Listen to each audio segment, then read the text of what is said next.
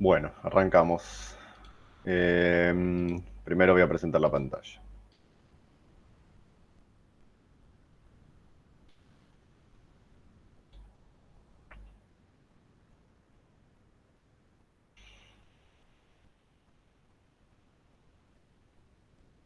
Bueno, se ve, ¿no? Sí. Bien. Bueno, tenemos trabajo práctico que constaba de tres problemas.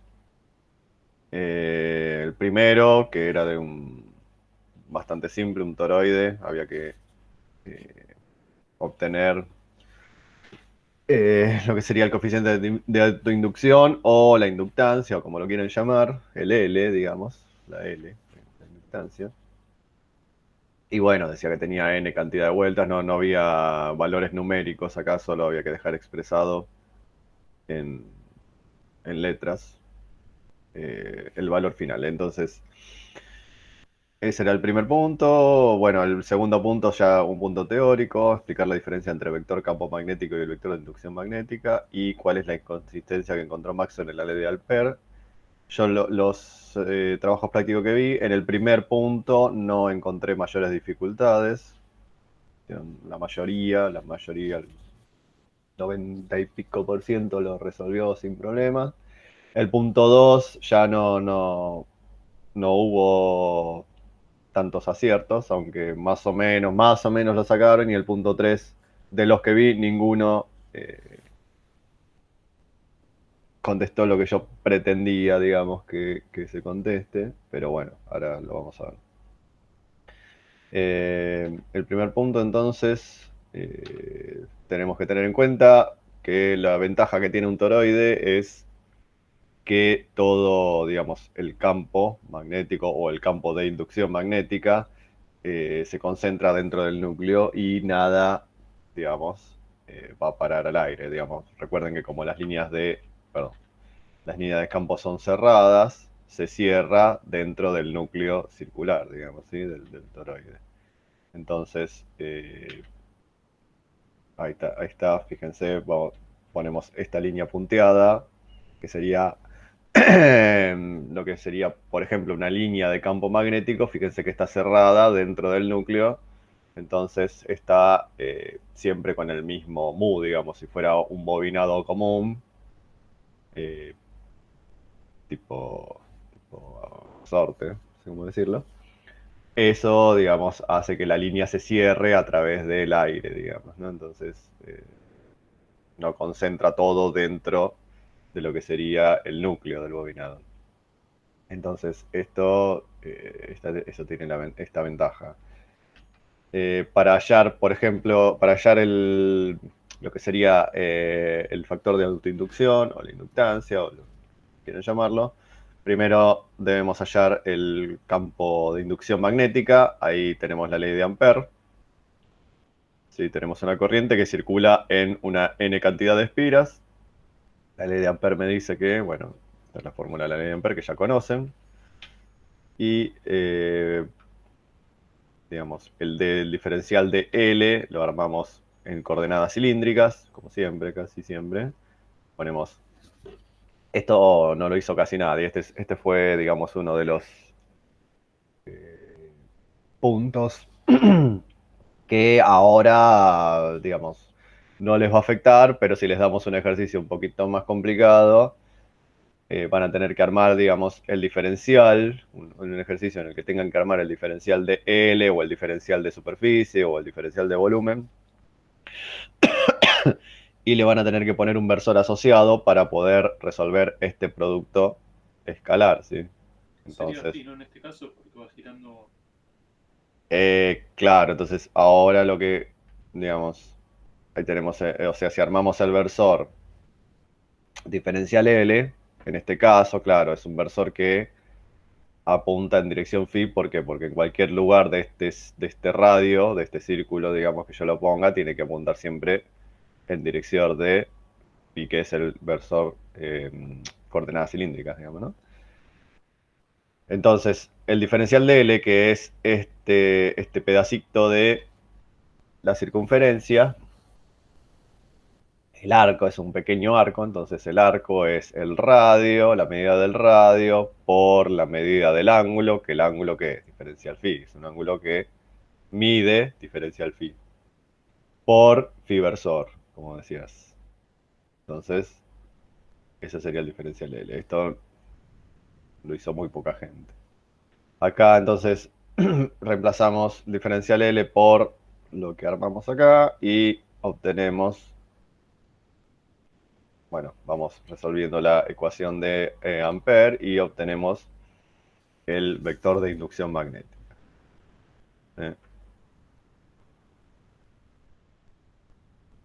Bueno, obviamente el vector de inducción magnética, acá esto tampoco lo puso prácticamente nadie, lo puso muy poca gente, que Hay que definir una dirección de corriente, ¿no? Primero, no. Eso lo podés hacer si, digamos, bueno, en realidad, sí, o digamos, esto va a apuntar, tenés que utilizar la regla de la mano derecha para decir dónde va a apuntar B, ¿no? Entonces, vos agarrás en la parte de en arriba cualquier, y claro, de adentro hacia afuera. claro, en cualquier, digamos,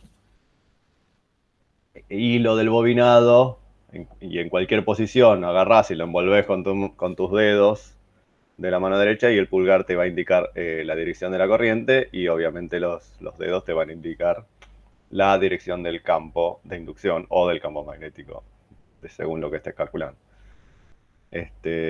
Entonces, si me hubiera dicho que la corriente circula para el otro lado, y bueno, sí, pero acá como no me dijeron nada, bueno, listo, yo hago como yo quiero. Acá, bueno, no sé qué les estaba por decir. Lo del versor, bueno, que recuerden que cuando yo tengo que expresar el valor de un vector, siempre tengo que poner un versor asociado. Esto también se olvidaron. Eh, pero bueno, no les vamos a desaprobar el examen por eso, pero sepan lo que es Al final un todo sale atenuante. ¿Eh? fuera de la integral, ¿no? O sea, ¿Cómo?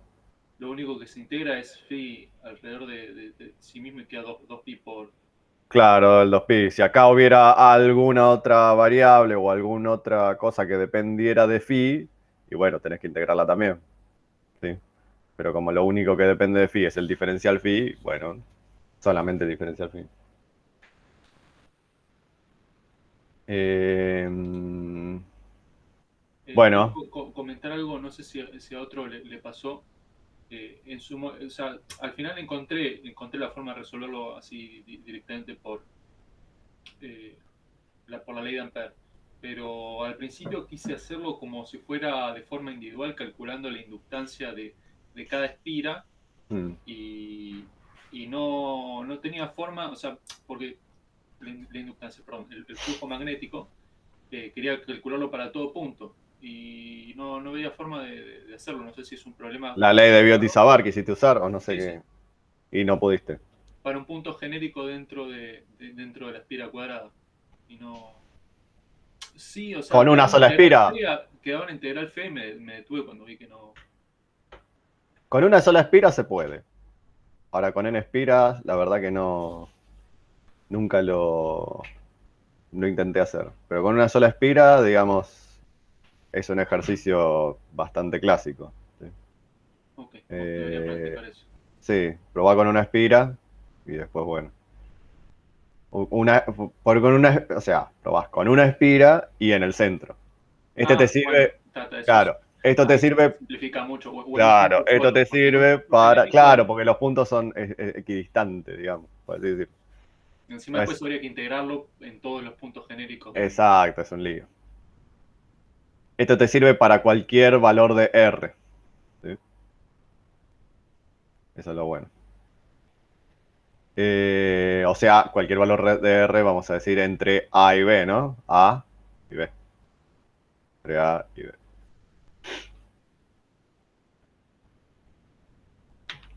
Bueno, la inductancia se define como la cantidad de flujo magnético, ¿sí? O densidad de flujo magnético. No, densidad de flujo no, perdón. Flujo magnético, densidad de flujo sería el vector de inducción. Flujo magnético respecto de la corriente, como son n cantidad de espiras, lo multiplicamos por n. Esto es así se define la inductancia o autoinductancia, ¿sí? Decimos autoinductancia porque también está la inductancia mutua, que es cuando son dos bobinados, un transformador, ¿sí? Esa es la letra M, era. Entonces por eso le ponemos autoinductancia, para decir que hay un solo bobinado. Bien, para calcular el flujo magnético utilizamos una integral de flujo, ¿sí? Ya integramos en una superficie cerrada el vector inducción, o vector también conocido como densidad de flujo, densidad superficial de flujo magnético. Listo. Entonces, para eso sirve el B, digamos, ¿no? El vector B.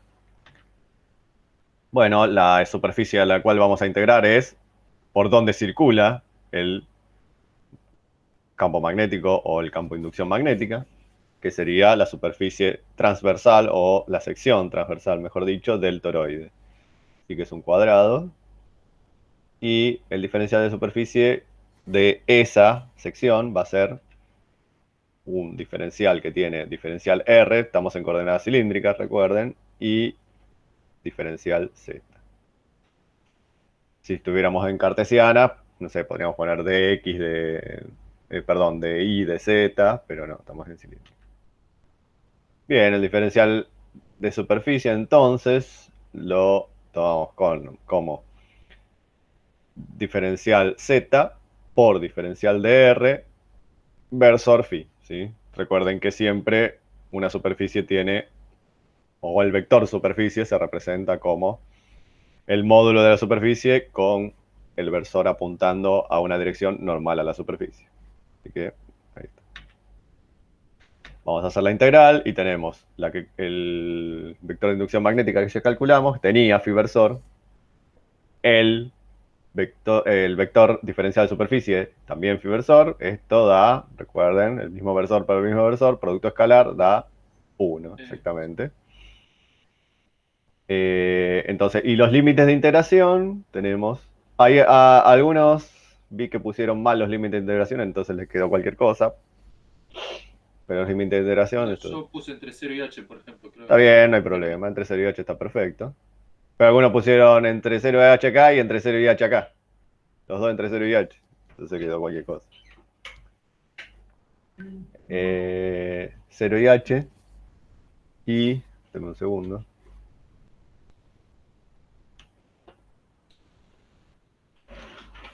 ¿Dónde está?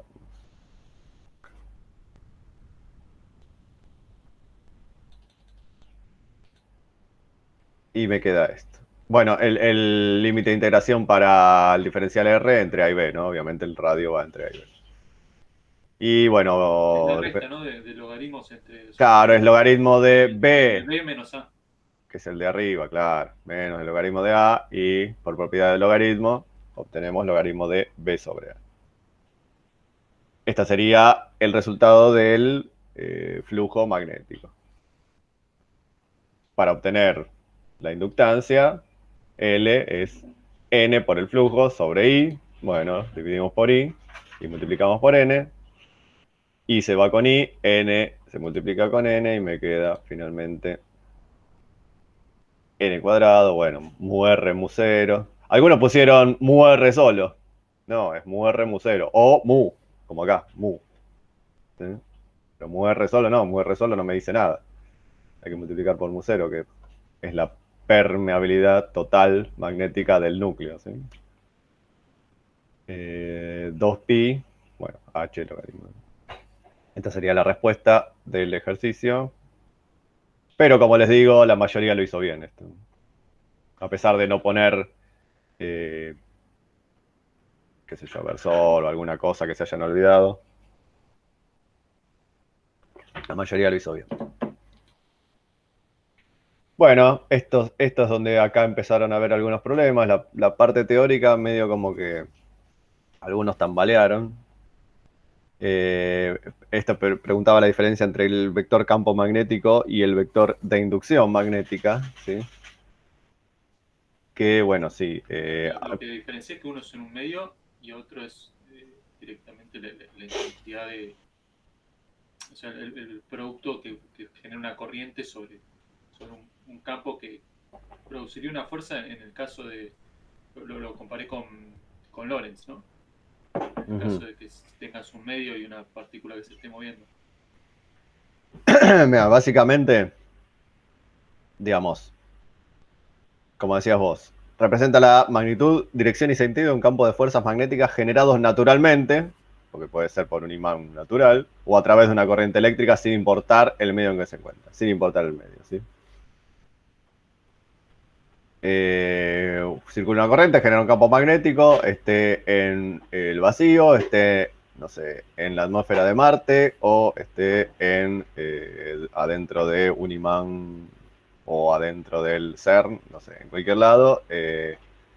H vale lo mismo si la corriente es la misma. ¿Hay una relación como la del campo eléctrico donde sea una relación directa a alguna fuerza? Porque en el campo eléctrico vos pones una carga y te da una fuerza. Acá vos pones una corriente y otra y el campo este no te da, ¿no? Una fuerza sobre él. Simplemente es Sí, un campo de sería inducción. la fuerza es igual a carga por velocidad, eh, producto vectorial B, que es B inducción magnética, ¿no? O sea, O sea, carga, velocidad, producto vectorial, carga por velocidad, producto vectorial, inducción magnética. Eso es B sería, entonces el que está esa es la fuerza. ¿Cómo? es B entonces el que está relacionado a fuerza. H no está Sí, directamente. bueno, H Es la sería, proporcionalidad, pero claro, claro. Hay una proporcionalidad entre la fuerza y el campo de inducción, o bueno, si querés ponerle mu por H. B mayúscula es igual a mu por H, eso también se pedía en el ejercicio. Bueno, y el vector de inducción magnética, B, representa la magnitud, dirección y sentido de un campo inducido por la corriente eléctrica por otro campo magnético en un material o medio específico. O sea, el campo que H hace que se observe, digamos, en un material o medio específico. O sea, muchos pusieron, la diferencia es que uno depende del medio y otro que no. Bueno, esas se las puedo aceptar. Eh, o sea, la misma corriente produce diferentes campos de inducción según el medio en el que se encuentre. Vamos a ponerlo así. Esto la van a tener clarísima la diferencia cuando cursen tecnología electrónica y vean que en un transformador, por ejemplo, un bobinado es el que induce y el otro bobinado es el inducido. Entonces ahí se va a ver bien. Uno es H y otro es B. ¿Sí? Acá tenemos la relación que siempre decimos que es esta.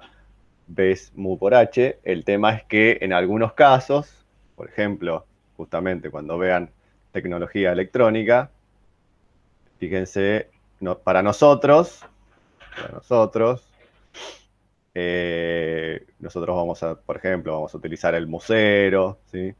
o mayor, ¿no? Normalmente no menor. Sí, o un poquito mayor, ¿sí?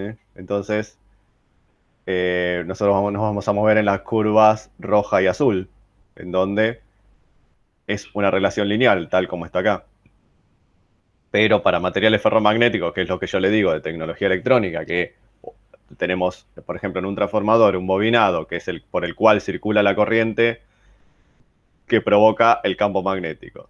Esa corriente, ese campo magnético, digamos, a través de un núcleo ferromagnético, induce un campo de inducción magnética en el otro bobinado. Entonces, ese núcleo ferromagnético tiene esta curva, que no es lineal y, bueno, no es lineal, pero lo bueno que tiene es que favorece la inducción, porque fíjense que un campo magnético muy chiquitito tiene una inducción muy grande.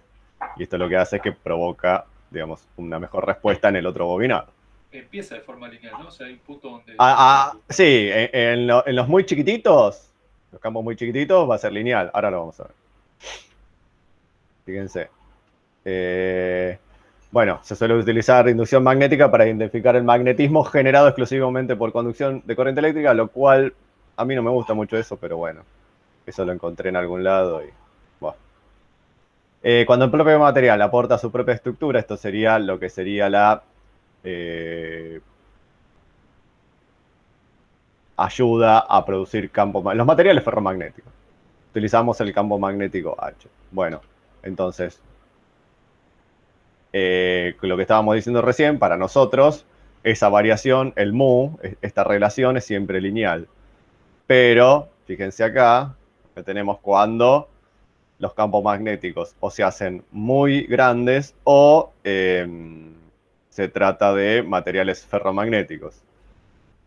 Fíjense lo que pasa, como les dije al principio. Con un poquito de campo magnético me favorezco la inducción en el otro material, ¿sí? Ahora, si yo subo mucho, mucho, mucho, mucho, mucho el campo magnético, va a llegar un momento que llega a una saturación y por más que el campo magnético me suba hasta el infinito, no voy a inducir nada en el material ferromagnético. ¿Sí? Va a ser siempre igual el B. Esto es una propiedad justamente de esos materiales ferromagnéticos.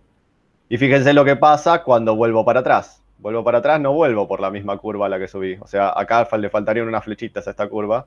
Arranco en el 0, me voy para la derecha de la línea punteada, llego hasta una saturación donde no puedo subir más, ¿sí? Y cuando vuelvo a bajar el campo magnético en el bobinado principal, por ejemplo, el bobinado inductor, vamos a así decirlo, vuelvo para atrás, vuelvo para atrás, vuelvo para atrás, pero no vuelvo por la misma curva. Es como que ya quedó magnetizado el material ferromagnético, ¿sí?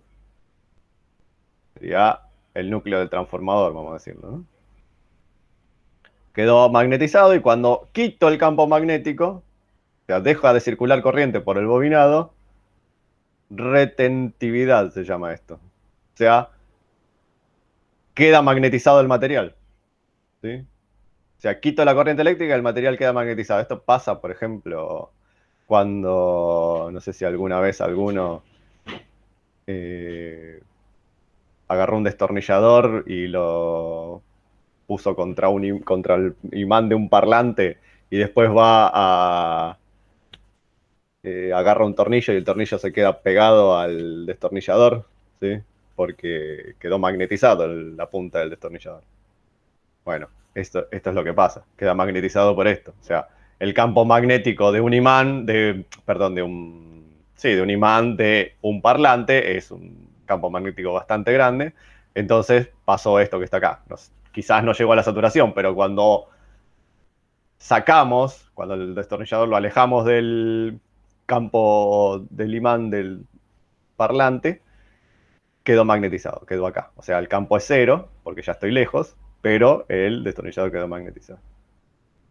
Entonces, para quitar ese magnetismo, para quitar el B, digamos, del destornillador, tengo que pasarme para el otro lado, tengo que darle un campo magnético de dirección contraria y justo tiene que llegar a donde dice acá coercitividad, a donde la imantación, por así decirlo, la que le queda al destornillador tiene que ser cero. Pasa lo mismo a veces con las mechas de agujerear y qué sé yo. ¿Sí? Ahora tengo que embocarle justo acá para que... Hay un truco, ¿eh? Pero tengo que embocarla justo ahí para que deje de estar magnetizado. A veces está bueno porque agarro el destornillador, le pego el tornillito así, queda imantado y voy y lo pongo, pero en una Temperatura mecha es también se molesto. puede. ¿Cómo? Temperatura, ¿no? También se puede aplicar para... Sí, también. También.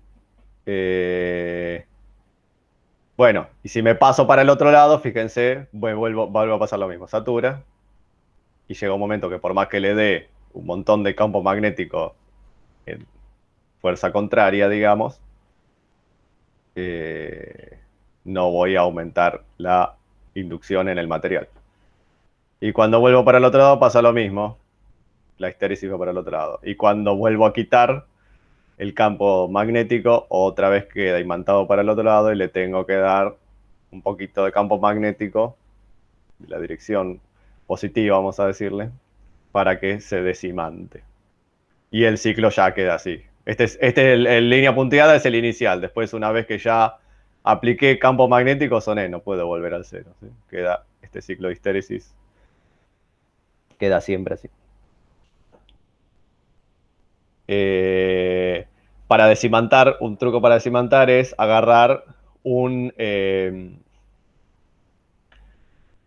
bobina o algo que genere un campo magnético no continuo, sino alterno, ¿sí? O sea, que esto esté yendo para arriba y para abajo todo el tiempo. Por ejemplo, puede ser un soldador o algo que genere, que tenga un bobinado. El soldador, como para calentar la resistencia, tiene un bobinado, también genera un campo magnético. Entonces, uno lo que hace es enchufa el soldador, está generando el campo magnético. Acerca el destornillador, ¿sí? Esto está así, y lo va alejando de a poquito. Entonces, este ciclo de histéresis se va haciendo cada vez más chiquitito, cada vez más chiquitito, cada vez más chiquitito, hasta que llega a cero y ya decimanté este, el destornillador. Esto pasaba a veces en los televisores viejos. ¿Recuerdan los televisores de tubo? No sé si. Que a veces Sí, sí, sí, se quedaba. corría la fase de los colores, hacía cualquier Sí, a cosa. veces quedaba la imagen se veía, por ejemplo, en una punta se veía violeta, una cosa así. Eso era porque se quedaba imantada justamente una parte de la pantalla, entonces se veía mal y había que, un truco era ese, agarrar, enchufar, o sea, venía el técnico y te cobraba, no sé, una fortuna por hacer ese truco. Enchufaba el soldador, lo acercaba, lo alejaba de a poquito y ya quedaba arreglado. Pero bueno, ya no existe más. Acá, bueno, recuerdan que para la electroestática, por ejemplo, el vector de inducción eléctrica teníamos lo que sería el campo eléctrico por epsilon cero, ¿sí? Más el vector de polarización. Esto en conjunto daba el vector campo eléctrico por la permitividad eléctrica total, no solamente la permitividad en el vacío. Bueno, si despejo el campo eléctrico me queda esto. Y a una analogía con el campo magnético sería así, el vector M sería el vector magnetización. ¿Sí? Sería una cosa así.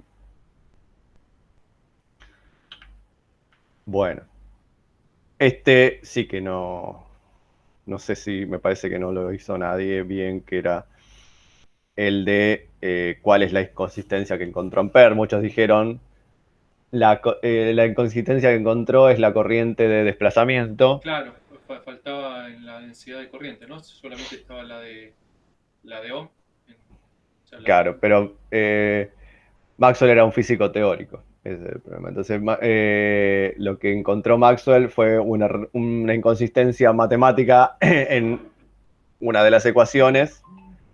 eh, por eso apareció el término de la corriente de desplazamiento, que después, bueno, se encargaron los experimentales de demostrarlo, ¿sí? Pero Maxwell, como como decía un profesor que tuve que se llamaba Puello, profesor de teoría de circuitos 1, que era. ¿A Queiro lo conocen? ¿Queiro? ¿De teoría de circuito o ya se jubiló? Bueno, era el mentor de Queiro. Y decía que Maxwell nunca definió los cuatro vectores del electromagnetismo, porque era un físico teórico, ¿no? Entonces, nosotros tenemos que la ley de Ampère completa, hasta el momento que, digamos, agarró Maxwell, se empezó a analizar todo, ¿sí? Teníamos que la ley de Ampère decía esto, decía que lo que ya sabemos, la integral cerrada de H de L era, acá tenemos la forma general, digamos, ¿sí? es La equivalente a B. densidad superficial de corrientes diferenciales, ¿sí? Entonces, esta es la forma integral y esta es la forma diferencial. ¿Sí? Acá decíamos que es lo que le falta al término, que es el que descubrió Maxwell. Bueno, ¿qué es lo que descubrió Maxwell? Que este término, digamos, si uno utiliza corrientes variables en el tiempo y hacemos la divergencia, ¿sí? A ambos lados del igual, nos queda lo siguiente. Divergencia del rotor de H y divergencia de J. La divergencia de un campo que es rotor de otro debe ser nula. Esto es matemático, ¿sí? O sea, esto tiene que dar cero. Y si esto da Recién cero, hablaste de algo ¿cómo? temporal. ¿Cómo? Recién hablaste de algo temporal. Sí, sí, corriente, o sea, ahora vas a ver por qué. ¿Por qué no es consistente con una corriente variable en el tiempo esto? O sea, la divergencia, esto significa, o sea, si la divergencia del rotor de H es cero, significa que la divergencia de J debería de ser cero también. ¿Sí? ¿Es verdad entonces esto? Que la divergencia de J es cero siempre para corrientes estacionarias o para corrientes variables en el tiempo. A ver, esto es la ecuación de continuidad que seguramente Norberto se las habrá explicado, que la divergencia de J es la derivada de la densidad volumétrica de carga respecto al tiempo. Y de esta forma, digamos, la divergencia de J es nula solo si la corriente es estacionaria, o sea, si las cargas no varían en función del tiempo, listo, la divergencia de J es cero, perfecto, no hay problema, la ecuación es consistente. Ahora, si las cargas varían en el tiempo y no, la divergencia de J claramente es distinto de cero. Entonces ahí está la inconsistencia que encontró Maxwell. Bueno, seguimos. La ecuación de continuidad, entonces, vamos a decir que es bueno, vamos a despejar, digamos, poner todo de un solo lado del igual. Eso podría ser equivalente a carga y corriente, ¿no? O sea, que la Sí, sí, esto corriente es sería la como, derivada de claro, la carga. esto es corriente, vamos a decir corriente, esto es carga. Ok, gracias. Sí. Bueno, la ley de Gauss también nos decía que esa densidad volumétrica de carga es eh, la divergencia del vector de inducción eléctrica.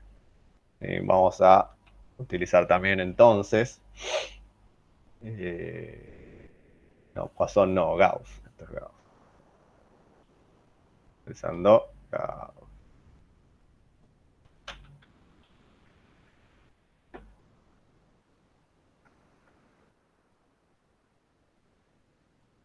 Porque no sé cómo. Bien. Entonces vamos a poner en la divergencia de D en donde está, acá donde está la densidad volumétrica. Y bueno, acá podemos intercambiar, como son independientes, el tiempo del espacio, cosa que no es verdad, pero bueno.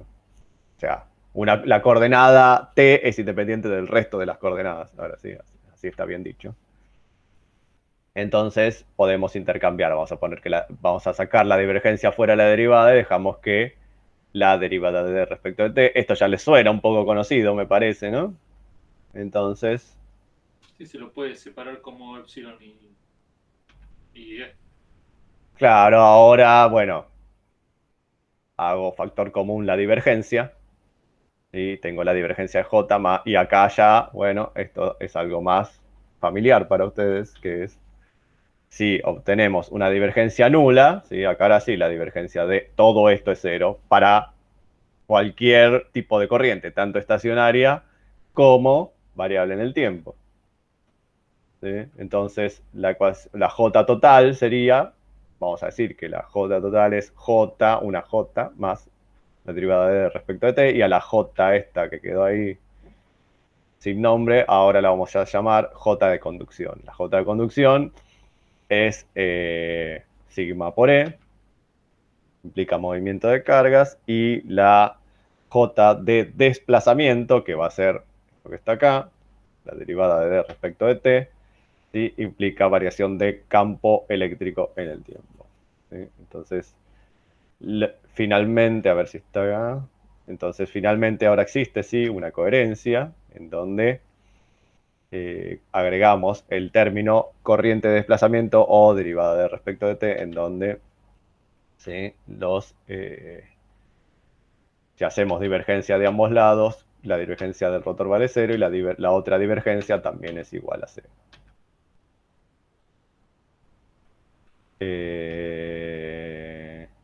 Bueno. no importa. Y yendo para atrás, digo, puedo agarrar la ecuación de Maxwell, por ejemplo, esta, la ley de Ampere, y puedo ir para atrás y obtener la ecuación de continuidad. Pero bueno, esto es la conclusión final de lo que sería la inconsistencia que encontró Maxwell. La inconsistencia que encontró Maxwell es lo que yo les mencioné antes, que no la divergencia de J no puede ser cero para corrientes alternas.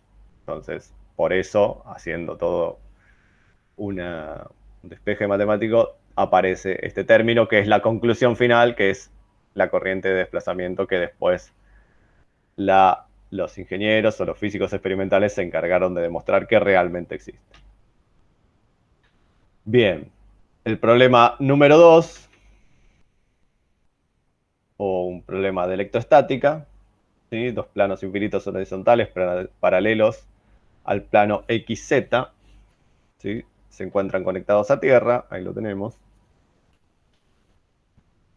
Este también tampoco hubo demasiadas dificultades en el punto 1, que sería el de el punto 1 y el punto 2. ¿No? Claro, el potencial es el punto A, el punto B, el valor numérico del potencial, el C, el valor de la densidad superficial de cargas para el plano superior, y el D, el D no está acá, me olvidé de ponerlo, que era la diferencia entre vector campo eléctrico y vector de inducción eléctrica. Bueno, el primero, claramente, lo que tenemos que hacer es utilizar la ecuación de Poisson, que es esta. Laplaciano de B es igual a menos la densidad volumétrica de carga respecto de, ahí tenemos que la densidad volumétrica tiene esta expresión.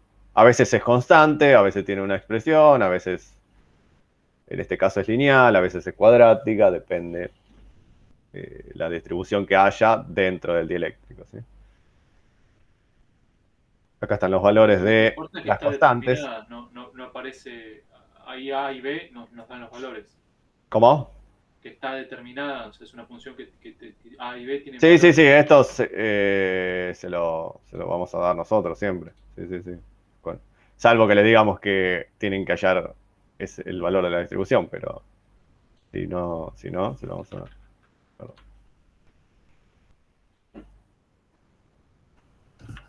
Bueno. Uy, qué poco. Ahí está.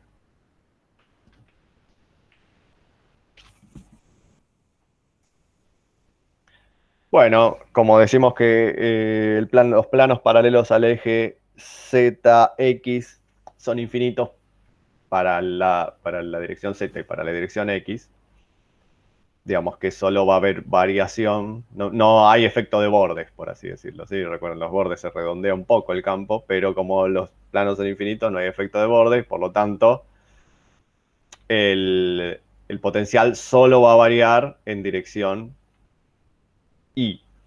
¿Sí? Entonces, solo consideramos que varía en la dirección Y.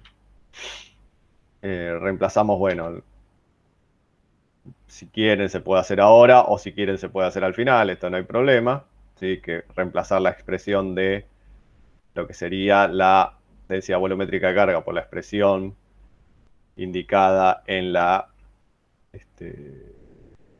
no, mejor dicho, es mejor hacerlo ahora, no al final, ahora les digo. Esto lo hicieron bien, no hicieron la estupidez que dije yo, ¿no?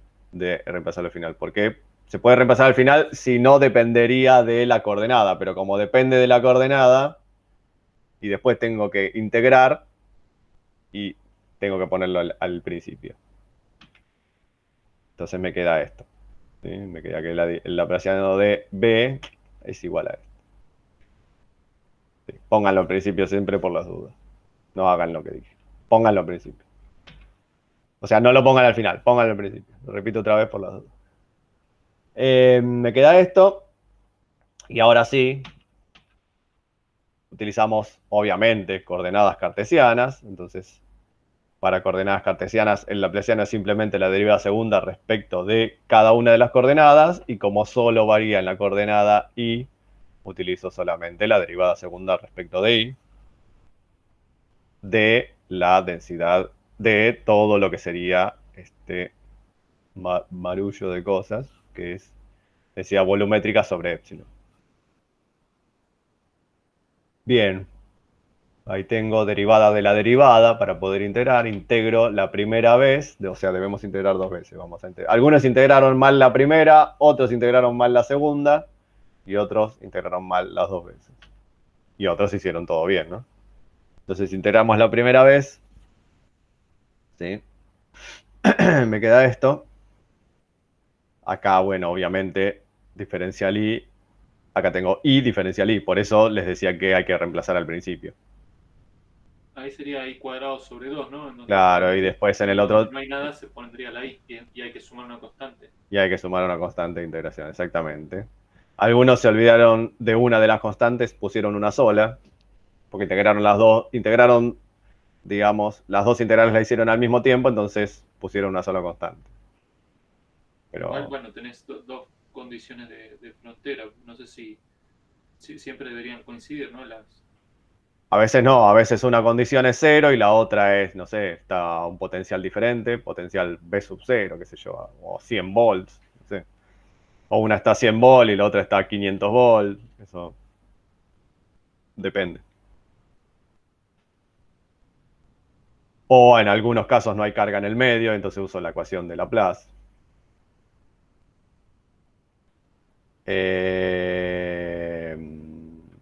Sabemos la segunda integral, ¿sí? Me queda esto y ahora, bueno, y acá otra vez, y cuadrado, diferencial y diferencial y acá C solamente diferencial y ahora me va a quedar una función cúbica. Me queda esto. Para averiguar, recuerdan, como decían, C1 y C2, necesito condiciones de frontera o condiciones de contorno. Entonces las condiciones de contorno es la 1, cuando i es igual a 0. Recuerden, los dos planos están a tierra, los dos planos de, que sería las placas paralelas. Cuando i vale 0, una estaba apoyada en el 0, digamos, en el plano 0, el potencial es 0. Siempre las dos están a tierra, entonces las dos están a potencial 0. Reemplazo donde hay una i, pongo un 0. Y donde b de i es 0 también. Entonces, finalmente esto me dice que la constante C2 es igual a 0. Si acá estuviera a un potencial de 100, yo tendría que poner 100 acá. Y bueno, me quedaría que C2 es igual a 100. Pero no. La otra condición, cuando está en la otra placa, sería que está a una altura de I igual a D. También el potencial es 0. Bueno, acá directamente donde está C2 pongo 0 porque ya... Es 1 sobre 100, ¿no? D, porque está en metros toda la ecuación. Claro, un centímetro, ¿no? Un centímetro creo que es. Sí, un 0,01 metros. Entonces, bueno, puedo reemplazar cada uno de los valores numéricos porque cada una de estas cosas tiene valor y me queda C igual a algo, que en este caso da esto. O lo puedo dejar expresado así y armar la expresión y después, cuando lo necesite, pongo los valores.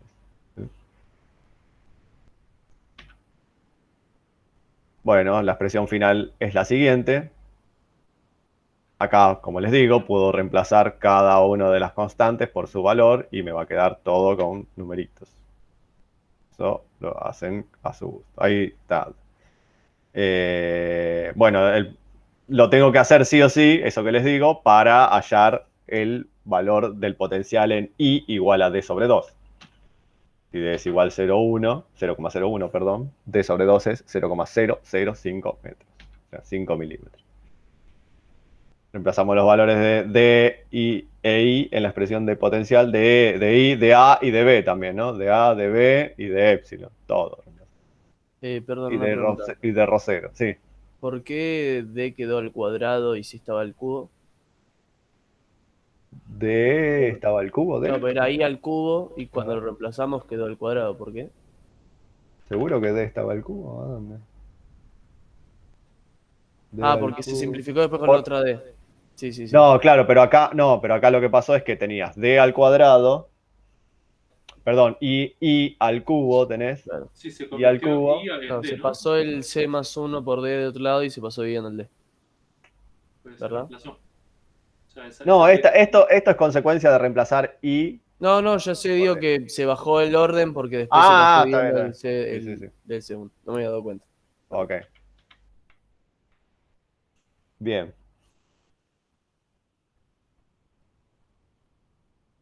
Entonces ahora el I lo reemplazamos por 0,005. ¿Por qué? Porque me posiciono en ese lugar, ¿sí? Quiero saber el valor del potencial en ese valor de I, en el centro de la placa, de las dos placas. ¿Sí? Bien. Después, bueno, haciendo cuentas tengo esto. Y, o sea, lo primero que hice fue reemplazar D e I. Y después reemplazo A, B, Rho 0 y Epsilon. Y finalmente vamos a obtener que el valor del potencial en el centro es 4,73 volts. ¿Sí? Y el potencial obviamente es provocado por la acumulación de cargas en el eléctrico porque las placas están las dos a potencial cero. ¿Sí? Bien. ¿Cuánto vale la densidad de carga en el plano superior? ¿Sí? O sea, en I igual a D. Bueno, utilizamos esta relación que dice que la densidad superficial de carga es igual a la componente normal del campo de inducción eléctrica, o el módulo del componente normal, de la componente normal a la placa conductora, o a cualquier conductor. En cualquier conductor, la componente normal, ¿sí?, en la superficie del conductor del campo de inducción es igual a la densidad superficial de carga. Esto está demostrado en la teoría. Así que vamos a hallar entonces primero lo que sería el campo eléctrico, después calculamos la componente normal y después calculamos la densidad superficial de carga. El campo eléctrico lo hallamos como el menos el gradiente de potencial. ¿Sí? El potencial que calculamos en el punto 1. Sería el gradiente, recuerden, es la derivada de cada una de las coordenadas, versor, coordenada, versor de la misma coordenada. Como solamente depende de I, es la derivada respecto de I, versor J. Recuerden, como el campo eléctrico es un vector, tiene que tener versor asociado. Entonces, tengo que sacar la derivada respecto de I del potencial y le agrego el J versor. Ah, y le tengo que cambiar el signo, ¿sí? Porque es menos el gradiente. Bien, la derivada me queda esto. ¿Sí? Y tengo que utilizar el plano I igual a D, o sea, la placa conductora superior. Reemplazo I igual a D y me queda esta expresión más chiquita, más cómoda para hacer cálculos. ¿Sí? Reemplazo entonces todas las constantes por los valores. Me queda que el campo eléctrico en el borde de la placa superior. Recuerden que en un conductor el campo eléctrico es cero, ¿sí? Bueno, este es justo en el borde, sin tocar al conductor. Entonces, bueno, si el conductor fuera perfecto, ¿no?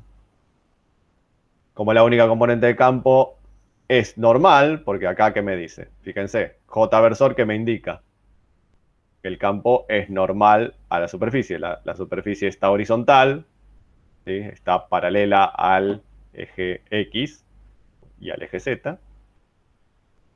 El campo eléctrico está perpendicular al eje X y al eje Z, entonces todo el campo eléctrico es componente normal.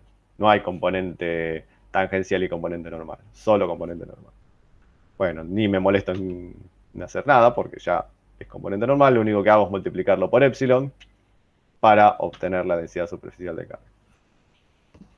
Y me queda que la densidad superficial de carga es 0,047 microcoulomb por metro cuadrado de carga acumulada en la superficie del conductor. Bien. Bueno, esto es algo parecido a lo que dijimos para el campo magnético y el campo de inducción magnética.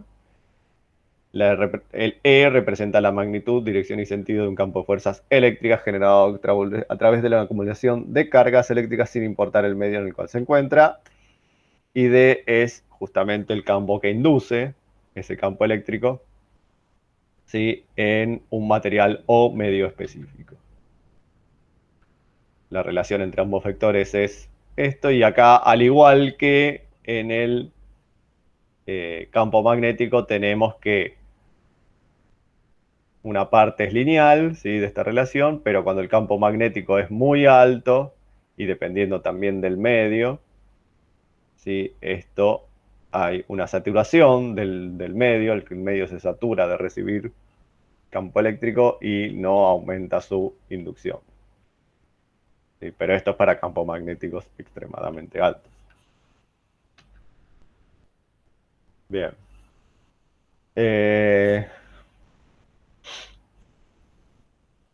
Teníamos el último ejercicio, que era un ejercicio teórico que algunos tuvieron algunos errores conceptuales, ¿sí?, en algunas definiciones. Bueno, el primero no hubo mayores dificultades. ¿Cuál es la diferencia entre el sigma medido en Coulomb por metro cuadrado y el sigma medido en 1 sobre Ohm metro? ¿Sí? No hubo tanta dificultad. No lo hizo nadie bien. Nadie bien. Ahora les voy a decir por qué. Y el C es consecuencia del B. Por lo tanto, si hicieron mal el B, el C... En el B no son las cargas y las corrientes, las fuentes de... Si estuviéramos en física 2, tendrías un 10, pero no estamos en física 2, estamos en medios de enlace. Entonces hay que revisar un poco mejor. Ahora vas a ver por qué. Bueno, el primero... Pasó. Ahí está. El primero, bueno, tenemos que el sigma medido en Coulomb sobre metro es la distribución superficial de cargas en un material buen conductor, puede ser, ¿sí? Es buen conductor porque en el conductor las cargas se van a la superficie. Entonces, por eso la mención conductor. En un dieléctrico utilizamos la densidad volumétrica de carga. La cantidad de carga por unidad de superficie. Se asocia con el campo de inducción a través de esta fórmula. O el campo eléctrico, bueno, multiplico por epsilon al campo eléctrico y es lo mismo. Bueno, esto ya sabemos, la componente normal a la superficie que tiene esa distribución. Y el sigma medido en 1 sobre un metro representa la conductividad de un material, es decir, la capacidad que posee para conducir corriente eléctrica. Mientras más alto sea este valor, mejor conductor es el material y se asocia con lo que sería el campo de inducción a través de la ley de Ohm microscópica. Esto es fácil. J representa la densidad superficial de corriente. Y ahora, bueno, entonces lo que decíamos, que las fuentes del campo magnético, vamos a decir, muchos dijeron las cargas en movimiento, ¿sí? Pero eso, digamos, ay, acá se me quedó. Eso es, sí, no es incorrecto, pero le falta un detalle. O sea, la fuente generadora de campo magnético es la densidad superficial de corriente eléctrica. Fíjense, recuerden la ley de Ampère que dice que H, o sea, la integral de H o el rotor de H, vamos a decir, o sea, en física 2 vieron la ley de Ampère en forma integral y acá, medios de enlace, la vemos como realmente es, que es en su forma diferencial, que es como la definió Maxwell y que es como obtenemos la J de desplazamiento. Y que es toda la base del electromagnetismo hasta hoy en día, hasta que no venga alguien que diga, no, esto está mal y se cambie todo. Hasta hoy en día, la base del electromagnetismo son las ecuaciones de Maxwell. Entonces, Maxwell nos dice que las fuentes de campo magnético son o es la densidad de corriente eléctrica. Por lo tanto, tenemos que la fuente de campo magnético es una fuente vectorial. Obviamente pedía también las unidades, ampere por metro cuadrado. La corriente no es un vector, la carga por unidad de tiempo, y bueno, no es un vector. La fuente de campo eléctrico, Maxwell también nos dice, ¿sí?, que la fuente generadora de campo eléctrico es la densidad volumétrica de carga eléctrica. ¿Ya? Sí, es la carga, pero recuerden la ley de Gauss en forma diferencial, que es la divergencia de D igual a ρ. Bueno, ρ, densidad volumétrica de carga. O sea que la fuente de campo eléctrico es la densidad volumétrica de carga, que es una fuente escalar y la unidad es Coulomb sobre metro cúbico. Obviamente, dijimos que el C es consecuencia del B. El punto C me pregunta por qué el potencial magnético es vectorial y por qué el potencial eléctrico es escalar. Y bueno, ya tienen una idea, ¿no? Si la fuente de campo magnético es una fuente vectorial y la fuente de campo eléctrico es una fuente escalar, y puede andar por ahí la cosa, ¿no? Entonces, si utilizamos la ecuación de Laplace o de Poisson para el cálculo de potenciales eléctrico o magnético, tenemos ecuación de Poisson, nosotros la utilizamos para el campo eléctrico, pero también se puede usar para el campo magnético, en función de una fuente generadora, ¿sí?, que para el campo eléctrico, recuerden, es ρ sobre epsilon, para el campo magnético ya vamos a ver. Dice, las ecuaciones nos darán un campo escalar para fuentes escalares y un campo vectorial para fuentes vectoriales, obviamente. Entonces, para el campo eléctrico, la ecuación de Poisson ya la conocen. ¿Sí? Laplaciano de B es igual a menos ρ sobre epsilon.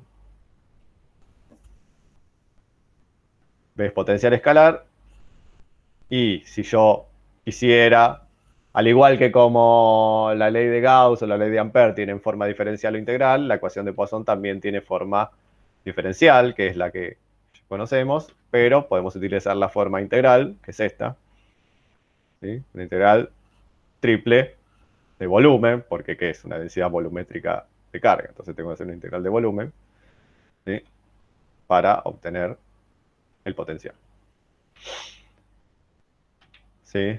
Bueno, B se obtiene, bueno, integrando, porque es lo que sería una integral de un escalar, da como resultado un escalar.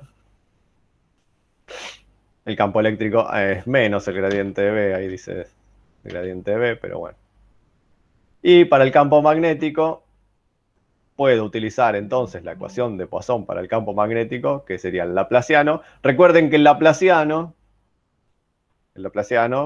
se puede aplicar, es la única operación que puede aplicarse, la única operación con operador nabla que puede aplicarse tanto a escalar como a vector. El laplaciano es el único. Los demás, el rotor, la divergencia, el gradiente, se aplica o a un escalar o a un vector. Entonces el laplaciano del potencial vectorial magnético, ¿sí?, o el vector potencial magnético, es igual a menos mu por... Eso porque es un escalar. El escalar se puede aplicar tanto un vector como un escalar. Nabla al cuadrado es un producto escalar, te da un número. Sí, bueno, pero la divergencia, la divergencia también, y sin embargo no se puede aplicar a un vector. No se puede aplicar a un escalar, digamos. El rotor no se puede aplicar a un escalar, digamos, tampoco. El gradiente no se puede aplicar a un vector.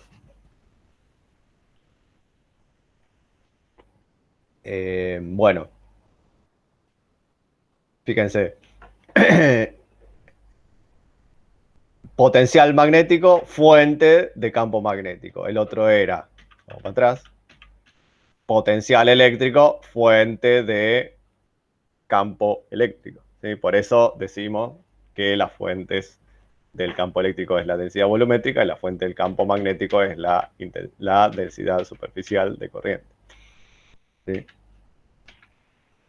También puedo poner la ecuación de Poisson para campo magnético en forma diferencial, en forma integral.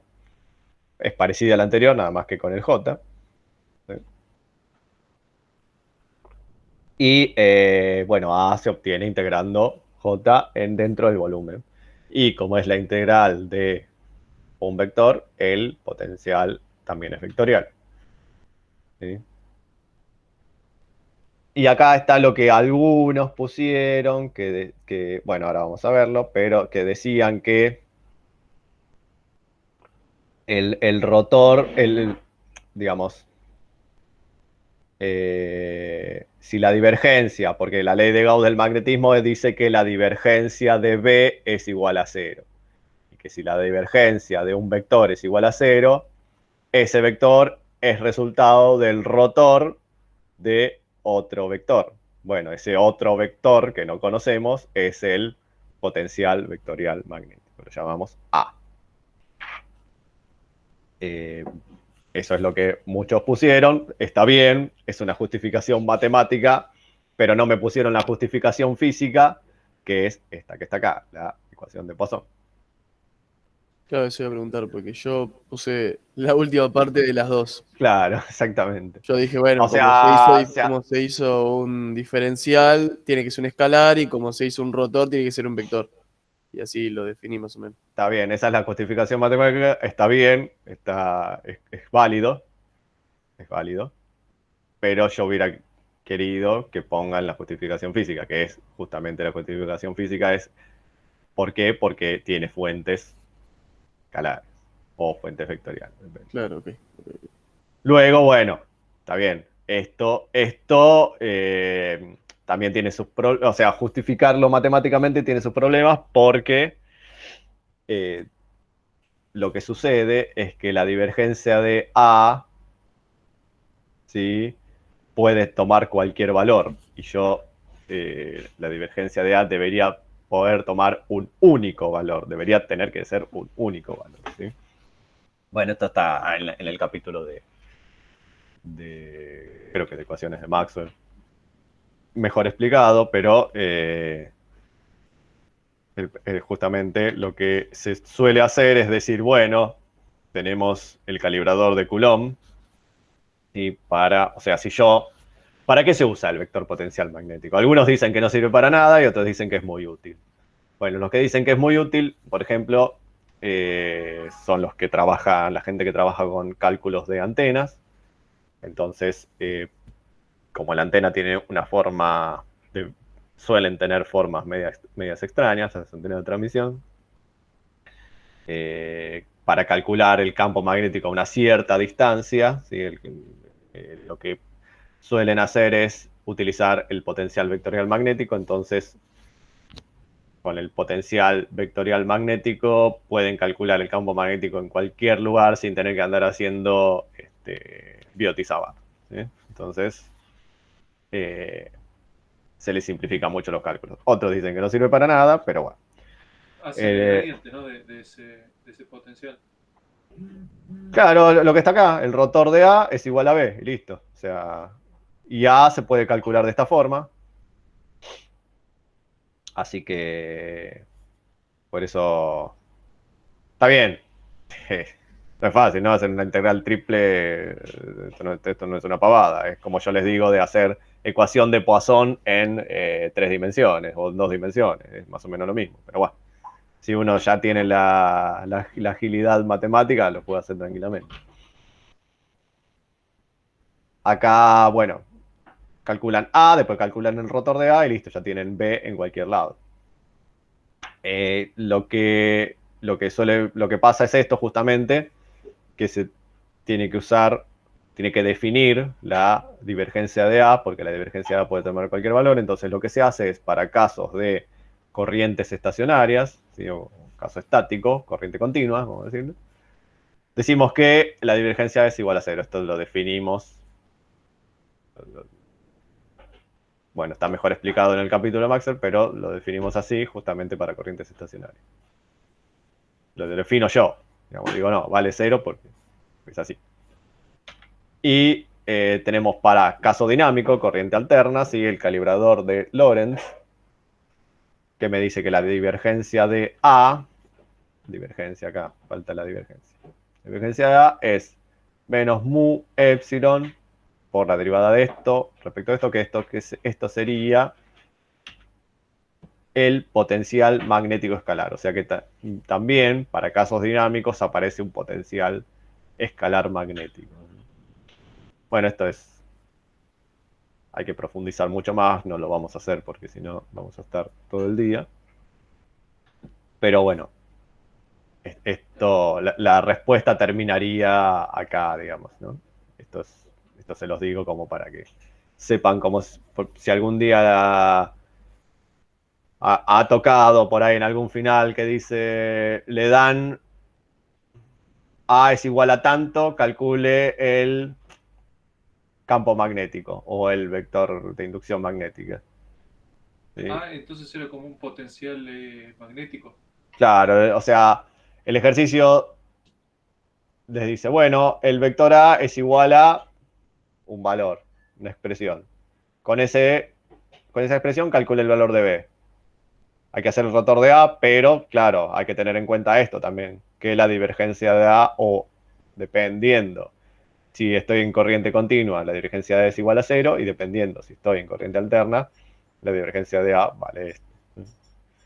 Eso hay que tenerlo en cuenta. Bien. No sé si podemos, si quieren, estamos a tiempo de hacer por ahí algún ejercicio. O sea, esto sería todo el TP. No sé si tienen alguna consulta, y si no, tengo ahí algún ejercicio por ahí para aprovechar que todavía falta un rato para terminar. Un ejercicio integrador, digamos, que integra, que tenemos campo eléctrico, campo magnético y ecuaciones de Maxwell. Si quieren, lo resolvemos, y si no, si tienen alguna pregunta, también lo pueden hacer, como quieran. Sí, por mí sí, un ejercicio integrado estaría bueno. Bueno.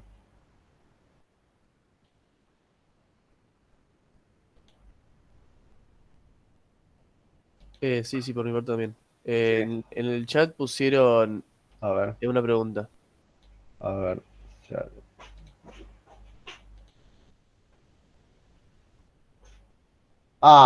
No, el TP2 sí, todavía no subimos nada. Quedan 13 días, bueno, todavía no le vamos a correr, obviamente, la entrega. Ya les dijimos, digamos, 2 semanas íbamos a poner desde la fecha que se suba el PDF. Todavía, aparte no lo subimos porque todavía no terminamos con la teoría de lo que sería el capítulo 4.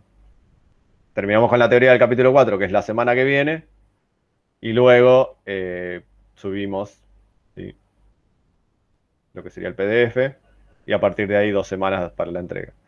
Recuerden que para el examen entra hasta lo que veamos la semana que viene. O sea, semana que viene terminamos con la teoría. Eso, hasta esa última clase, digamos, va a entrar el examen. O sea, todo el capítulo 1, todo el capítulo 2, todo el capítulo 3 y todo el capítulo 4. Bien. Vamos con este ejercicio. Es un ejercicio de la guía, del problema número 2.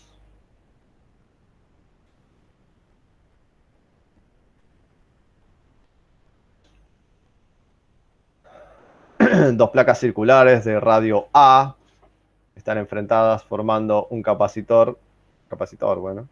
La separación entre ellas es D, tal que D mucho menor a A. Por lo tanto, el capacitor posee una gran capacidad, dada la gran área de cada una de las placas y la proximidad entre ellas. Se considera que el dieléctrico entre las placas es perfecto y la permitividad, bueno, no se copió el épsilon. El campo eléctrico entre las placas se va imponiendo uniformemente. El condensador comienza a cargarse lentamente dado su gran valor de C mediante una fuente de corriente constante I. La tensión entre los dos terminales del capacitor corresponderá a la integral de corriente, es decir, crecerá a modo de rampa cuya pendiente es I igual a C. C por algo, debe ser por T, debe ser. Me parece que no se llegó a copiar. Pues recordemos que la integral es la integral de la función de escalón Heaviside de corriente será una rampa. Bueno, entonces calcular el potencial y el campo eléctrico entre placas. Considere la considere válida la ecuación de Laplace para evaluar el potencial y además que el campo eléctrico es menos el gradiente potencial. Despreciar los efectos de bordes entre los discos. Esto es tal cual está en la guía. La La intensidad... carga sigue una ley de exponencial decreciente, ¿no? Hasta que se iguala con el potencial de... al principio sí la corriente sería la capacidad por el tiempo, pero llega un punto donde se iguala al valor del voltaje. No, no. Sí, pero no. La corriente baja a cero. Sí, pero no, porque la fuente es una fuente de corriente constante. Ah, ok, me callo. ¿Está? Una fuente de corriente, no una fuente de potencial constante. La intensidad del campo magnético del punto P sobre la superficie cilíndrica del dieléctrico, despreciando los efectos de bordes. Y el vector de Poynting en el punto P, representar mediante el esquema de análisis cómo se distribuye el vector de Poynting en el capacitor y explica el significado físico. Bien. Bueno, potencial, campo magnético y vector de Poynting. Bien, tenemos entonces el capacitor circular, una fuente de corriente, acá dice tensión, pero debe ser corriente, ¿sí? Una fuente de corriente constante. Tenemos separación D entre placas, ¿sí? La ecuación de Laplace nos dice que el laplaciano de B es igual a 0. ¿Estamos? Y ahí tenemos que... como las placas están, la distancia D es muchísimo menor a A y nos dijo que hay que despreciar los efectos de bordes. Y bueno, vamos a suponer... El radio, ¿no? ¿Cómo? ¿Qué era? El radio de cada una de estas dos placas. Entonces, lo que solamente vamos a suponer entonces es que el potencial varía en la dirección Z. Fíjense, acá ponemos el eje de coordenada. No varía en la coordenada R y no varía en la coordenada phi. ¿Por qué? Porque las placas están muy juntas. Acá, bueno, obviamente está exagerado porque después vamos a dibujar algunas cosas allá adentro. Sí, entonces, haciendo la integral doble, acá integramos una vez, integramos dos veces y me queda que potencial en función del tiempo es igual a A por Z más B. Bueno, en función del tiempo y en función de Z también, ¿no? A por Z más B o C1 por Z más C2, son dos constantes. ¿Sí? Condiciones de frontera, para Z igual a 0, el potencial es 0. ¿Sí? Entonces B es igual a 0.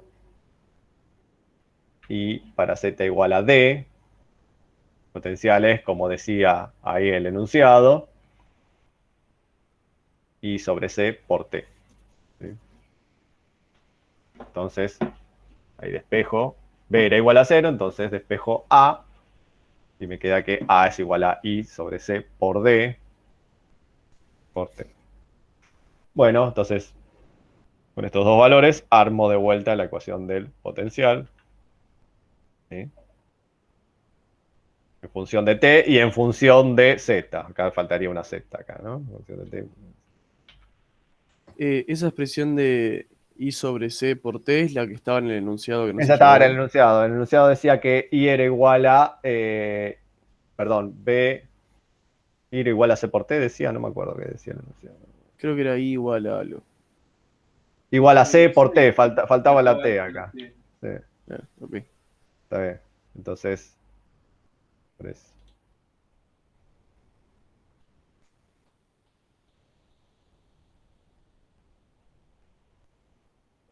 Bueno, ahí está.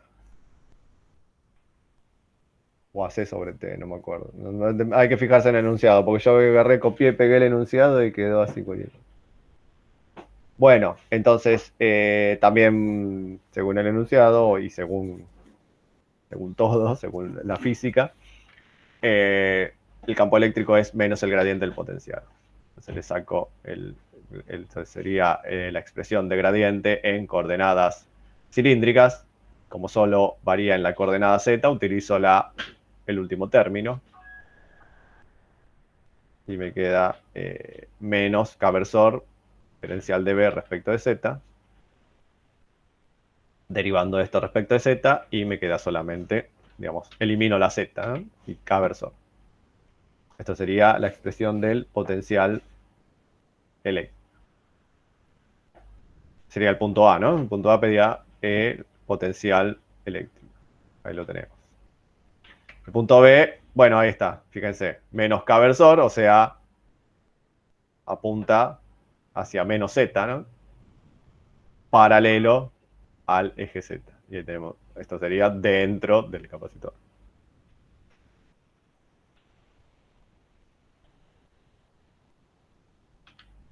Obviamente en función del tiempo, ¿no? Esto está todo, es una corriente que varía en función del tiempo, va creciendo en función del tiempo, cada vez más.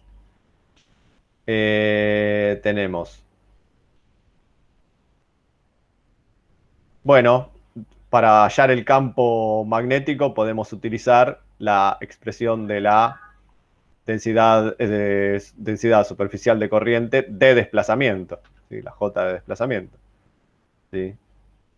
La J de desplazamiento es igual a la derivada del campo eléctrico respecto al tiempo por el epsilon cero, entonces directamente derivo respecto al tiempo la expresión del campo eléctrico y la multiplico por epsilon cero y me queda que la corriente de desplazamiento dentro del capacitor, que es la única corriente que hay, por otra parte, dentro del capacitor solo hay corriente de desplazamiento,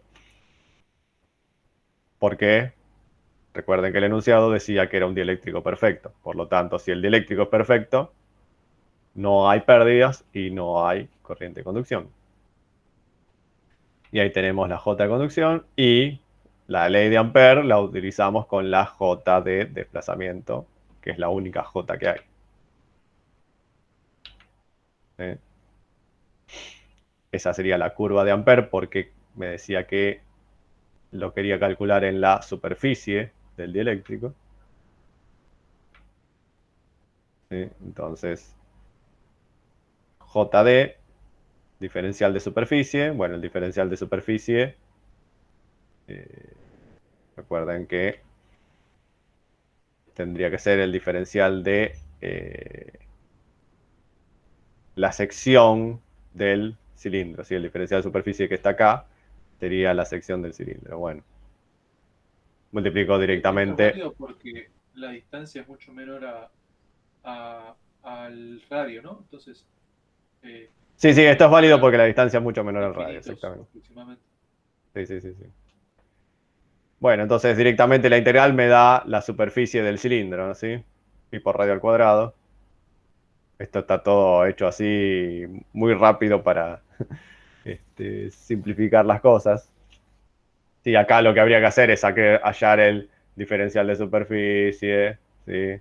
Que sería acá de la sección del cilindro, integrar de 0 a R, etcétera. Bueno, pi por radio al cuadrado, listo. O sea, el valor final me va a dar pi por A cuadrado, sería que A es el radio del cilindro.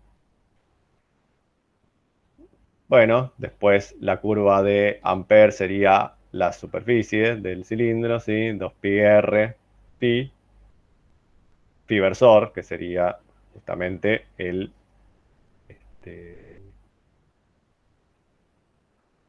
sería el versor del diferencial L. Esto lo vimos anteriormente. Bueno, finalmente me queda que el campo magnético es esto que está acá, esta expresión. El R acá es válido para cualquier radio, pero como me lo pide en la, digamos, superficie del cilindro, ¿sí? R es igual a A, por lo tanto, el campo magnético, perdón, reemplazo R por A. Esta sería la respuesta, ¿no? Porque dice en la superficie. Acá tenemos que el radio del cilindro es A. Bueno, el tercer punto es cuánto vale el vector de Poynting en la superficie. O sea, fíjense, ahí calculamos campo eléctrico, campo magnético y punto 3, vector de Poynting en la superficie. Ahí tenemos H, o sea, E es el azul, H es el rojo. vector de Poynting, E, producto vectorial H. El instantáneo, este es el vector de Poynting instantáneo. ¿Sí? Esto es E. Esto es H. Obviamente tengo que hacer el producto vectorial entre uno y otro. Uno es K menos K versor, producto vectorial, menos phi versor. ¿Qué va a dar? A ver.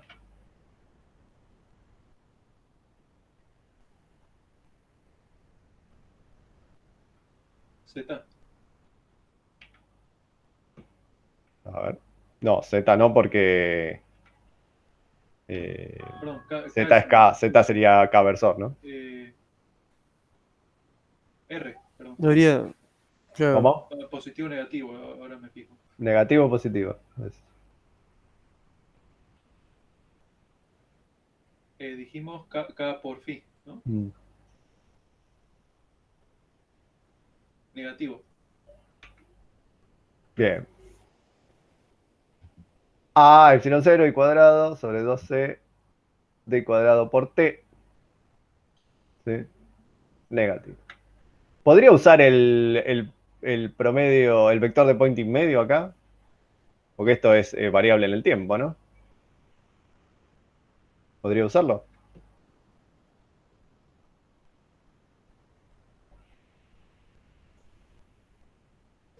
Sí, ¿no? ¿Sí? ¿O no? Yo intuyo que sí. Porque sí, porque no lo especifica. Claro. ¿Cómo? Sí, No lo ¿por qué no? especifica, digo. En el enunciado no dice particularmente cuál, así que puede poner cualquiera de los dos, supongo. Bueno, en realidad no se puede usar porque no es una función armónica.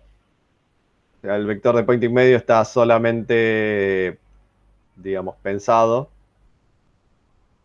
para función o campo eléctrico o campo magnético armónico, que sería con la expresión E a la J omega algo. Omega T menos beta Z. ¿Sí? O sea, variando armónicamente en el tiempo, con una frecuencia, o senoidalmente o cosenoidalmente. ¿Sí? Si no, no se puede utilizar. Ah, o sea, acá como no tenemos una seno o un coseno, no se puede. Exacto, esta es una función variable en el tiempo, pero lineal. Deberías descomponerlo por Fourier, si no. Claro, y tenés infinitas ondas senoidales o cosenoidales, y bueno, pero no, no se puede usar por eso. Cuando está pensado justamente para ondas, para ondas electromagnéticas, ¿no? Que varían en forma senoidal. Si no, no se puede utilizar. Así que bueno. Bueno, entonces, vamos a hacer este ejercicio que es cortito. Fíjense. Demostrar, utilizando las ecuaciones Maxwell, que la divergencia de D es igual a 0 en un buen conductor si vale la ley de Ohm y los campos tienen variaciones senoidales en el tiempo. ¿Sí? Acá sí tenemos campo de variación senoidal. Bueno, buen conductor, sigma distinto de 0, obviamente no es infinito, pues si no diría conductor perfecto. Una fuente senoidal de tensión. Vamos a decir que el campo eléctrico, en realidad el campo eléctrico tiene dirección, digamos, cambiante porque es senoidal, pero bueno, vamos a decir. El fasor campo eléctrico apunta ahí para esa dirección. Entonces, tenemos que, según Maxwell, ¿sí? Utilizando ecuaciones de Maxwell, entonces utilizamos ecuación de Maxwell, sería la forma diferencial de la ley de Ampère, ¿sí? Y bueno, acá tenemos las ecuaciones constitutivas que nos dicen que J es igual a sigma por E o sigma por D sobre epsilon. Esto porque es un conductor, obviamente, ¿no? Acá lo que decíamos de que el versor, el fasor D es igual a un vector, este vector, por E a la J omega T. Todavía, acá no tenemos onda viajera todavía. Entonces, la derivada respecto de t de el vector de inducción es, obviamente, bajo la j omega k y me queda esto que está acá. El rotor de h es j más la derivada de respecto al tiempo, entonces una sin derivar y la otra derivada y multiplicada por el, dividida por el epsilon. ¿Sí? Entonces, perdón, la que está dividida por el epsilon no es la que va derivada, es esta que está acá, la primera. La que está derivada no se divide por el. Bien, la saco factor común d sub 0 por e a la j omega t. Esto sería el fasor d directamente.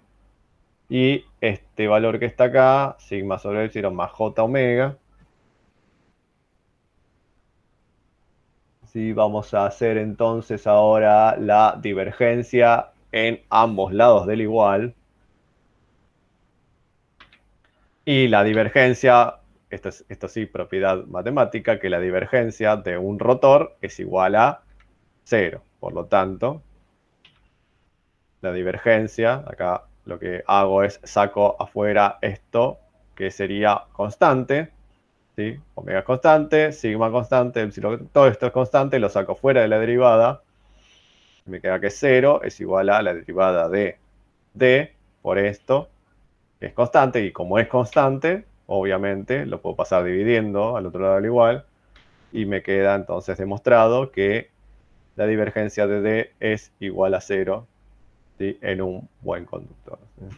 Sería la ley de Gauss, pero en un conductor. Y obviamente en un conductor no tenemos cargas acumuladas. ¿Sí? Las cargas están circulando. Bien. Creo que estamos. Este sería un ejercicio teórico también, porque no, lo único que hago es despejar ecuaciones para llegar a un resultado. Bueno, no, este me parece que no está resuelto. Bueno, este es un ejercicio, si quieren, que pueden hacer, se los dejo, si después se los subo al campus. ¿Sí? También demostrar, por ejemplo, o sea, me dan una expresión de una onda, expresión instantánea, y me dicen que demostrar que en el vacío B0, ¿sí? La amplitud del campo de inducción en I es igual a la amplitud en X, o sea, esta amplitud del campo eléctrico, dividido la velocidad de la luz en el vacío. Demostrar eso.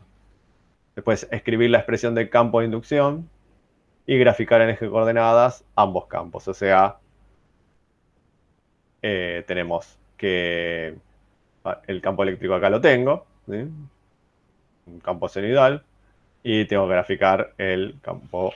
Hago X y Z, obviamente van a variar en el eje Z, un seno, o en este caso, un seno en el eje Z, y vibra en la dirección X. Bueno, ¿en qué dirección vibra el campo magnético? O el campo de inducción magnética.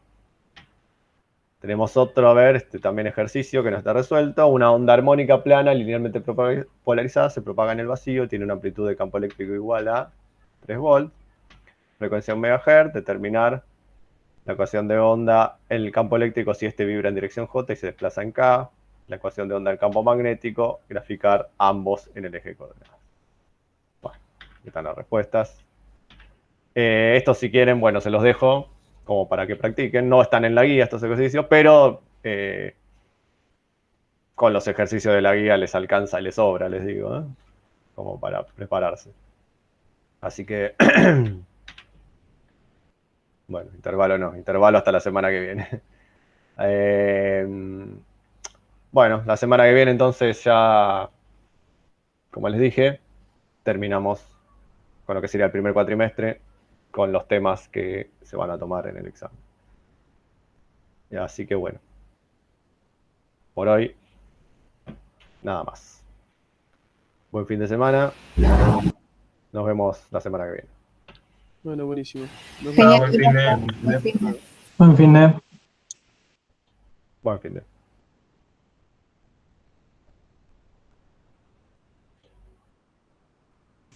la grabación hay que cortarla.